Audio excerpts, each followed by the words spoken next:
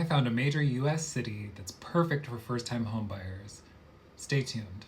Welcome to the First Time Homebuyer City a Day Challenge. I'm Tyler, a self-proclaimed real estate enthusiast, helping first-time homebuyers realize home ownership. Today we're headed to the Midwest, Chicago, Illinois. The median household income is right around $75,000 a year, so we'll use that to base our first-time homebuyer example off of. Chicago is famous for Navy Pier, the Field Museum, and of course, deep dish pizza. Let's get into the numbers. So a household earning about $75,000 a year would be able to afford a home at about $225,000, putting down 20%. Adversely, if this home buyer wanted to put down something much lower, closer to the 3%, they could afford a home at a top-end price of about $182,000. We'll quickly see how affordable this market can be. So in Chicago, we found a first-time home buyer example, a property that is a standalone home. This is $189,900, so $190, 4-bed, 1.5 baths, and the square footage is a bit ambiguous on this one, but I would say it's definitely above 1,000 square feet. This home has nicely redone floors and woodwork, a good-sized primary bedroom, a good-sized bedroom on the main floor, a decently sized bathroom, and a galley-style kitchen. The next two properties I found were condos. One is in a low-rise building and one is in a giant high-rise building. This one is the low-rise at about $160K, 2-bed, 2-bath, 1,100 square feet.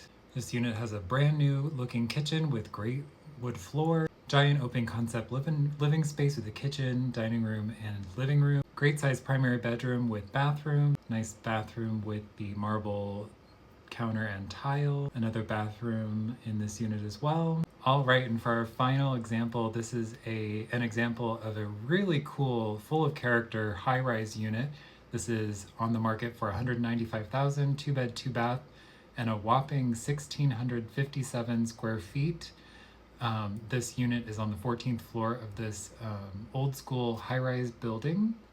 We very quickly see all of the character and detail in the high ceilings with this sort of molding detail, with the built-ins, with the fireplace mantle, gorgeous flooring in this entryway with the coved ceilings and the archways over the doors and the French doors, so pretty. Humongous dining room here.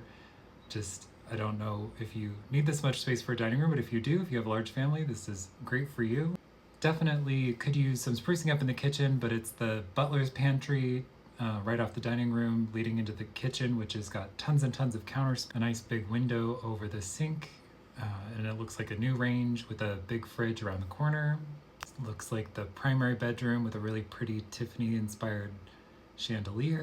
The bathrooms could definitely use some work, but it looks like some original subway tile details, original tub. Definitely could use a deep cleaning here, maybe a new medicine cabinet and vanity, but definitely a lot of good bones. Great size guest bedroom. Definitely found a lot of great value in first-time homebuyer properties in the Chicago area. Most of these were directly east of downtown or just south of downtown, but not in bad or worrisome neighborhoods, definitely in more of the upcoming areas you'd see than some of the more posh neighborhoods of Chicago. But really great opportunity here at varying places within the range. At the low end to the high end, we saw a lot of great options here, including this first-time home buyer single family home that also had a really nice backyard that I forgot to show you. So there's the backyard. All right, and now for the ranking here. So the number of options in the market, I'm giving this a 9 out of 10. I saw a lot of great options from first-time home buyers, single family homes, condos, low-rise, mid-rise. In terms of quality of homes, the ones that I found here to showcase for you were definitely on the older end, but had tons of great character, were definitely redone and well cared for, and had great bones. So I'm giving this an 8 out of 10. Price spread of options in the market, we saw varying options here, so 8 out of 10. Quality of property locations, I'm giving this a 7 out of 10. Like I said, not the most posh areas of Chicago, but definitely more of those up-and-coming, not really bad neighborhoods, so to speak. Property size in terms of square feet, some of the larger properties that we've seen at this range, and going up to more than 2 bedrooms, 1 bath too. So 7 out of 10, giving us a rating of 39 out of 50 for Chicago, which places Chicago third, ranking the same as Bakersfield, California, right above Baltimore. So tune in tomorrow for the next video. See you there.